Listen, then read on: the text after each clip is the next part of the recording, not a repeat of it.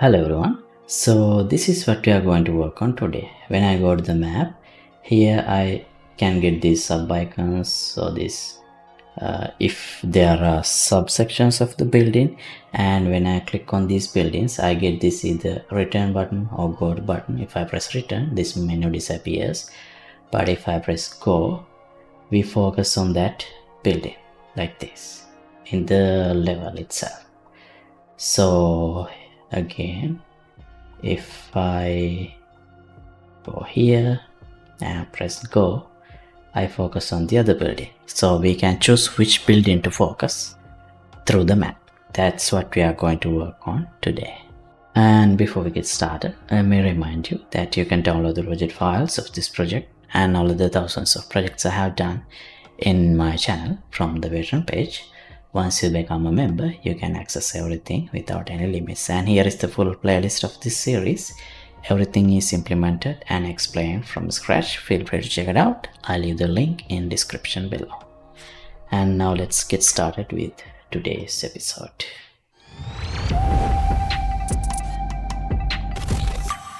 Okay, so this is what we have at the moment. I can go to the map, and here when I click, we can get these subsections. This one does not have any subsections, so it doesn't show up anything. So what I want is, now when I click, I should get another menu that says go to this building. That should basically focus on this building in the word, or return. So close that window, close that options. Alright, so here let me open the map icon, and under this vertical box I'll add a horizontal box like this, and here I need two buttons that says go and return. So I want to use this same button style that I have here. Maybe, yeah, this button style. So it's nothing, just a button with this style and the map, this text component. So let me copy this. Control C, and come here, Control V. So it shouldn't say map, it should say go. Maybe I should give a minimum desired width, like 75. Let's make it a bit smaller.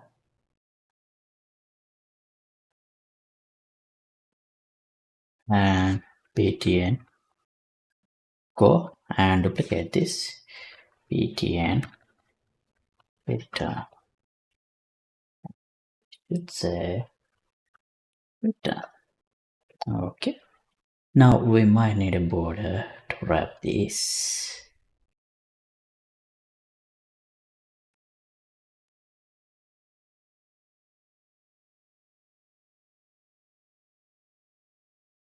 I'll call it border options. Make it, oh, not this one. This doesn't have to be a border options. This should be a variable because we need to toggle visibility of this, and by default I'll make it collapsed, and also the color maybe black, something like this.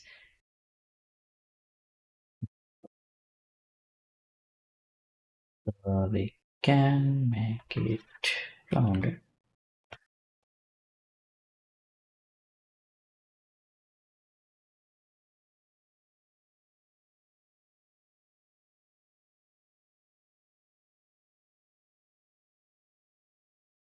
Right, this should be fine the way it looks. So now here I have this button base, which is actually this base button that contains everything under here. Okay, so this border should be outside the button under here. So it be like this. Okay, so when I click on the base button, this part should appear if this icon does not have any sub icons. Otherwise, we should not see this icon, these options. We should see the other sub options, sub icons in the map. So how do we handle that? Here we have this on click button base, and in here we have the map icon data rec, and we can access sub actors. Okay, and it's valid index. So we can check if this have any sub actors by doing this. If this is true, that means this icon, the building that represents this icon have sub actors. Otherwise it does not. So if that is the case, we can basically show these border options, which would show us those two buttons we just created. Set visibility. So I'll make it visible.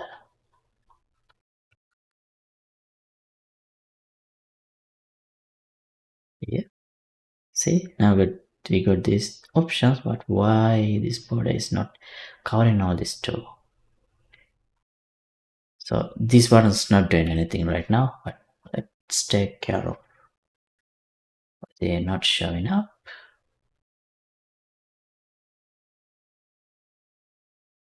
Let's make it like this.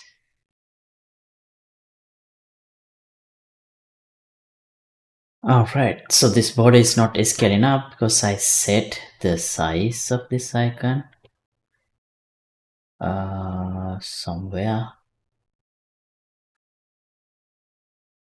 here. Set size. Oh, it's just the image.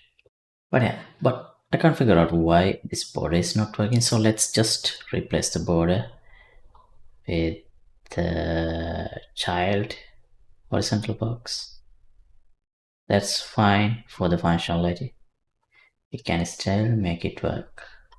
So this, instead of this one, I'll make this one a variable HP buttons.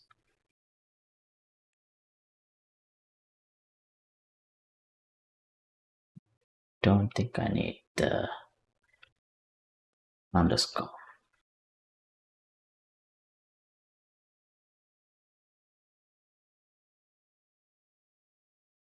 Okay, so it looks better now. Oh, by default it should be it. Okay.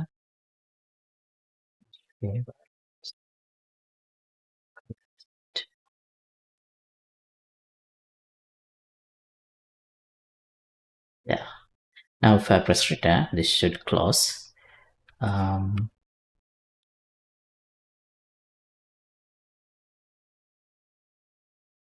The button return. Let's go to on click, and that should hide again, collapse again this HP buttons. And we would need a function to bind to this go. So return closes. Yeah, it's working as intended. So for the go, here I have this viewer manager, this one, which contains references to all these viewer points. So in here I have this function, this switch viewer. So this is basically what I use to jump between the focus of different buildings. So I can focus on different buildings. So let me show you. This is what I meant. Building B. Now here, this is where my focus is right now, and building A. Now this is where my focus is right now. So we need a way to call that from a button using that through that go button. So for that, we need to know what world actor this button is associated with. So, but right now we don't have a variable for that. So here in the update data, I'll add a new variable, new parameter, world actor. I'll change the type to actor object, and I'll promote this one also to a variable so that we can reference this later. Now in the viewer manager, I'll add a function go to actor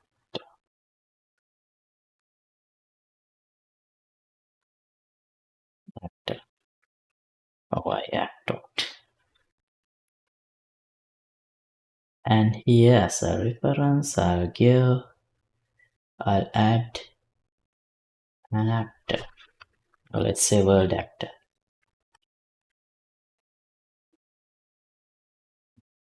Actor to focus.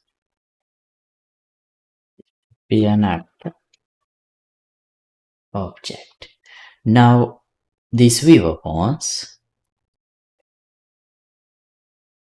have a variable called relevant buildings. So if any of the viewer pawns that we have has this actor as a relevant building, then that's the viewer pawn we need to switch to. But these are pawn objects. So either I will have to cast this into a viewer pawn so that I can access relevant buildings, or I can just change the variable type here. Instead of a pawn, I'll call it viewer pawn. Change. So this wouldn't make any difference. I mean, it's just in the way that we have used it, and also it wouldn't invalidate the references because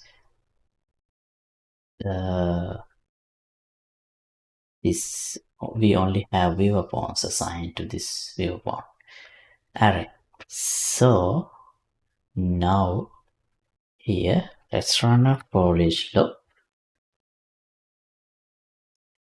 and from this now I can get relevant buildings, and you can check if this contains this actor to focus.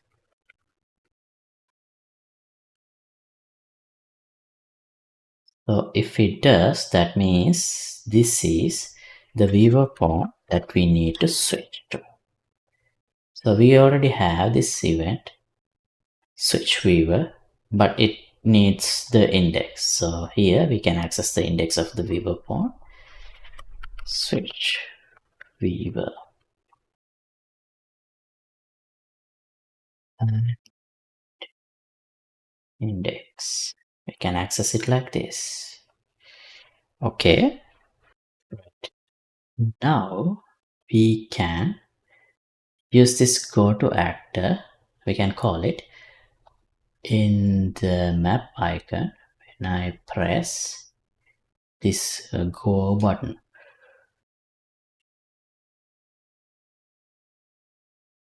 Okay, but we may have a problem because when we do that we need to close the map as well. So map is handled here.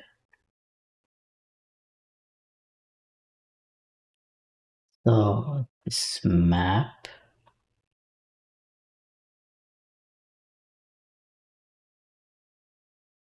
the main map, this one. So we need to close the map too. But let's do it this way. In the map icon, I'll add a new dispatch on go clicked, and this should require Same as before, I will pass the clicked icon, map icon, the type also map icon. Here I'll call go clicked, map icon is set. So the reason is now that I can use this map icon to determine which actor I need to go to when I call the function, the relevant function in the Viewer Manager. And not just that, we also need to close this visibility of HB button store. So I'll do this. Now in the map, when I add an icon here, I already bind a function to on icon selected. So I'll bind another event or function to on go clicked.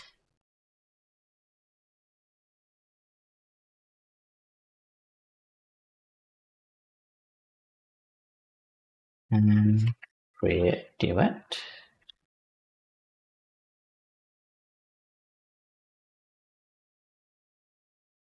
Create a matching function. So from the map icon, I can get world actor. And also we need a reference to the current Viewer Manager in the level. So get actor of class Viewer Manager, VP Viewer Manager, and if it is valid,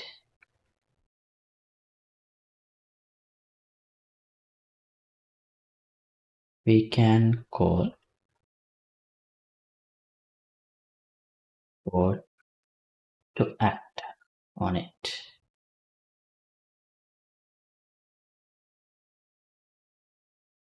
And actor to focus is this world actor.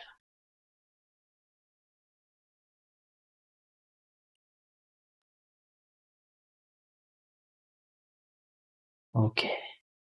And also we need to close set the visibility of the map. We need to collapse it. Hide it. So the self set visibility.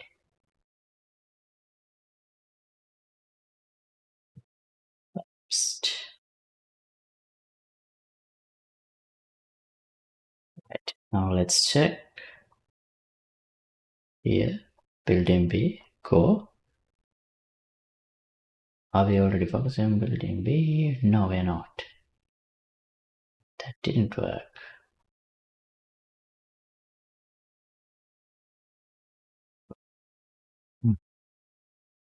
Right. So here we haven't passed the world actor when I call update data. So we need to pass this show in map actor here. So that's why it wasn't working. That should be why it wasn't working. Show in map actor. Okay, let's try now. Building B, go. Yeah, it's working. But one more thing. Now here, when I click here, I don't get the map right away. That's because we have used a lazy method actually in the viewer HUD to get the visibility of the map, toggle on and off it. So here, I just have a flip-flop. So what I should have is this. If the map is already visible, I need to hide it. If it is already hidden, I need to make it visible. So here I can get visibility. And on a switch. And instead of this, if it is collapsed or hidden, can do this, and if it is collapsed or hidden, I need to make it visible. If it is visible, I need to hide it. So this should fix that. This is still working without any problem. Built-in A1, go. So we are already here.